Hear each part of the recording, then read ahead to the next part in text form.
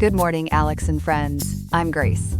Today is Wednesday, April 23rd, 2025, and you're listening to Alex's News.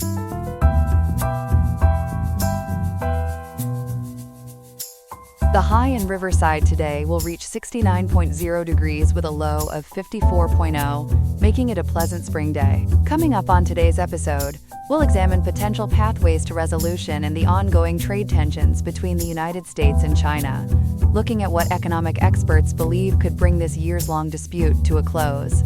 Then, we'll explore the concerning impact of proposed state budget cuts on the University of California system, where plans to increase enrollment for California residents might be put on hold. These cuts could affect thousands of prospective in-state students hoping to attend UC schools in the coming years. We'll break down what this means for higher education access in California and how university officials are responding to these financial challenges.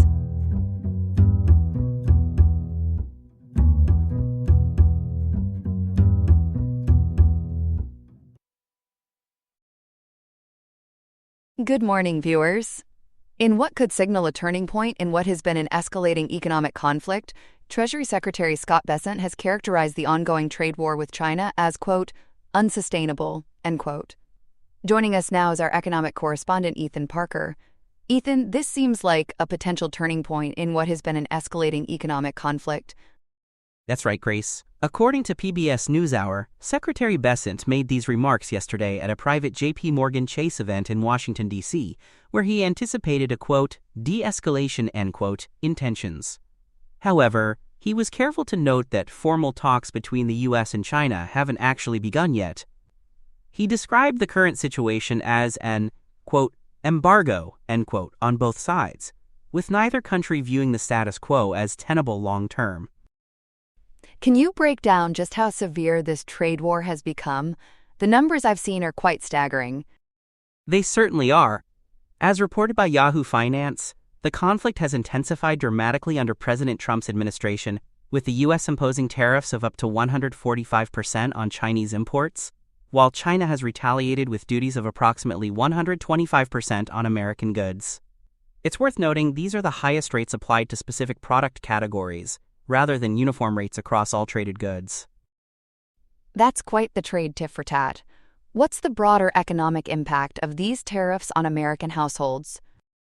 Well, according to analysis from Perplexity, these tariffs have increased the average tax burden on U.S. households by roughly $1,243 to $1,300 annually.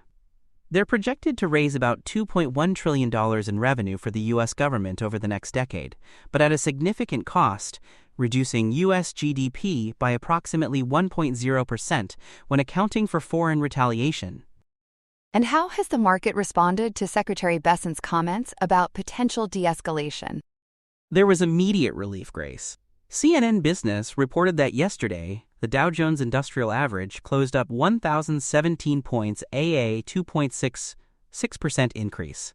The S&P 500 rose 2.51%, and the Nasdaq gained 2.71%.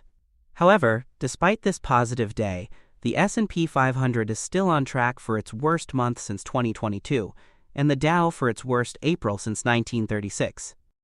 So one good day doesn't erase the tariff trauma. What's the official White House stance on all this? It's somewhat mixed messaging.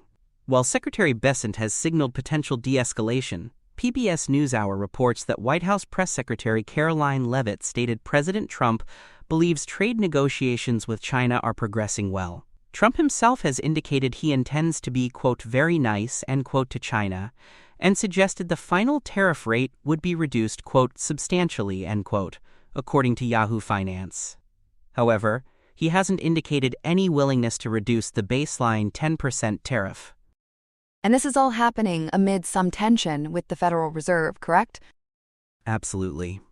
CNN Business reports that market uncertainty has been amplified by President Trump's calls for the Federal Reserve to cut interest rates. He's even suggested he could fire Fed Chair Jerome Powell. This has reignited concerns about the Fed's independence, especially after White House officials expressed doubt about the Fed's interest rate decisions. How is this affecting the global economic outlook? According to CNN, The International Monetary Fund expects global economic growth to slow down, with a particularly steep slowdown expected here in the United States. Interestingly, Perplexity reports that other economies, particularly Europe and the UK, have somewhat benefited from this trade realignment through lower goods prices and more competitive input costs, boosting their competitiveness relative to U.S. firms. So while we're in a trade war, some countries are having a trade affair with our displaced goods. Ethan, when might we see actual negotiations begin? That remains unclear, Grace. Secretary Besant cautioned that when negotiations do start, they will be, quote, difficult and prolonged, end quote. Markets will be watching closely for any concrete signs of progress in resolving this conflict that has significantly impacted the global economic landscape. Thanks for that comprehensive breakdown, Ethan. We'll certainly keep our viewers updated as this story develops. Coming up after the break, our second story of the morning. Good morning, viewers. The University of California system has been making strides in enrolling more California students, but proposed budget cuts could put that progress in jeopardy. For more on this developing story, we turn to our education correspondent, Chloe Thompson. Chloe, what's happening with UC enrollment? Thanks, Grace. The UC system has been on quite an enrollment roll recently, adding approximately 16,000 in-state undergraduates over the past 5 years. But according to reporting from CalMatters, that positive trend might hit a wall due to proposed state budget cuts that could force the university system to decrease enrollment for the fall 2026 admission cycle A that's just 18 months away. That sounds concerning for California families. How significant are these proposed cuts? They're substantial, Grace. Governor Newsom's budget proposal for 2025-26 includes reducing state spending by about $1.5 billion, with UC and Cal State bearing over half of those cuts. According to CalMatters, the UC system specifically faces a reduction of approximately $400 million. That sounds like a lot, but how does it compare to UC's overall budget? That's a great question. While $400 million certainly isn't small change, analysis from Perplexity API shows it represents about 8.7% of the state general fund portion of UC's budget, which is around $4.6 billion. However, when you consider UC's total core funding of $10.8 billion, it's about 3.7%. And against UC's overall annual budget of approximately $53.5 billion, which includes medical centers and other revenue sources, we're talking about 0.75% of total operations. So it's a drop in the bucket? Or more like a cup in the reservoir? More like a cup, but it's still causing waves, Grace. UC officials have stated they could only handle cuts of $125 million without significantly impacting academics. The proposed $400 million reduction would likely lead to larger class sizes, reduced academic advising, and limited opportunities for students. How is the UC system planning to address these potential cuts? They're implementing several belt-tightening measures. According to Perplexity API, these include a system-wide hiring freeze across all campuses, delaying maintenance projects, restricting business travel, and implementing other localized cost reduction strategies. They're also increasing tuition and fees, which is expected to generate an estimated $241 million in additional revenue. Let's talk about the recent enrollment trends. How has the UC system been doing in terms of California resident enrollment? The news has been quite positive on that front. In fall 2024, California resident undergraduate enrollment increased by 3,910 students, a 2% rise over the previous year.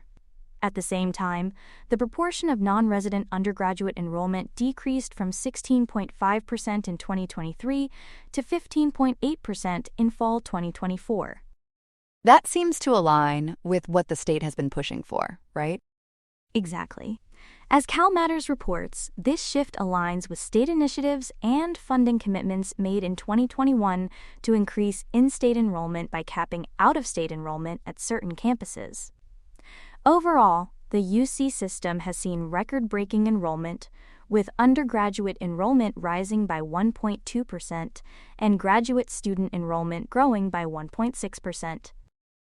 Is there any pushback against these proposed cuts from state legislators?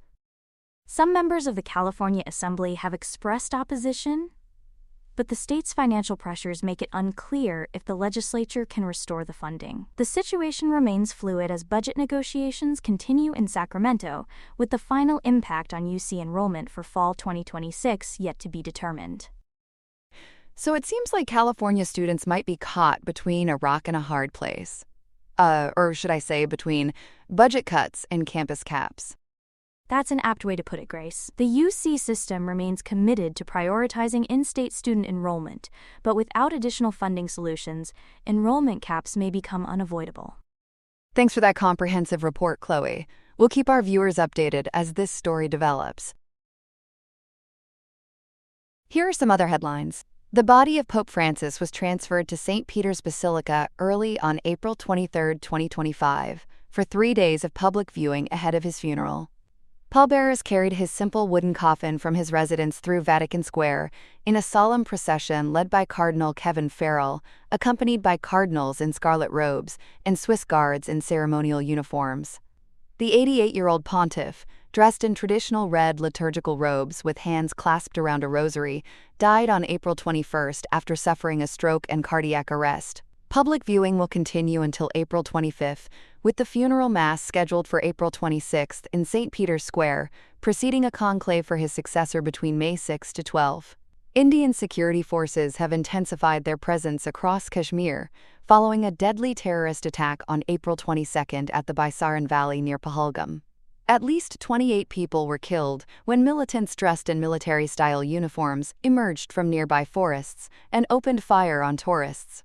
Eyewitnesses reported that attackers specifically targeted non-Muslims, asking for names and demanding religious identification. Emergency services responded promptly, with some victims airlifted to a military hospital in Srinagar. Authorities have launched a large-scale manhunt and are planning strategic realignment of forces to address security gaps in mountainous areas. Elon Musk has announced he will reduce his time in Washington and focus more on running Tesla following a 71% drop in the company's profits. Treasurers from 8 states, including California, wrote an open letter to Tesla's board expressing concern that Musk's divided attention across multiple ventures and his role leading the Department of Government Efficiency called into question his ability to address Tesla's financial problems. Critics suggest Tesla's struggles are partly linked to public backlash against Musk's controversial political activities, which have included feeding sensitive government data into AI and attempts to dismantle various agencies. Scientists report that 84% of the world's coral reefs have been affected by the worst bleaching event on record. This fourth global coral bleaching event, which began in early 2023, has impacted reefs in at least 83 countries and territories across the Indian, Atlantic, and Pacific Oceans. The U.S. National Oceanic and Atmospheric Administration confirms this is the largest and most widespread coral bleaching event recorded, primarily driven by rising ocean temperatures linked to climate change. Experts emphasize that while immediate interventions are necessary, addressing climate change by reducing fossil fuel emissions remains the most effective long-term solution. Secretary of State Marco Rubio has announced a sweeping overhaul of the U.S. State Department, cutting 15% of its domestic workforce and consolidating more than 100 bureaus and offices worldwide. The plan will reduce the number of bureaus and offices from 734 to 602, with 137 offices being relocated within the department. A reimagined office focused on foreign and humanitarian affairs will coordinate remaining foreign aid programs following the dismantling of USAID. Rubio framed the reorganization as necessary to meet 21st-century challenges and advance the administration's America First agenda. That's all we have for now. Today's episode was made by Alexander King with Claude Sonnet 3.7, Gemini Pro 2.5 Experimental, Gemini Flash 2.0, Perplexity Sonar, Perplexity Sonar Pro, and Google Cloud Text-to-Speech. I hope you have a great day. I'll see you tomorrow, Alex.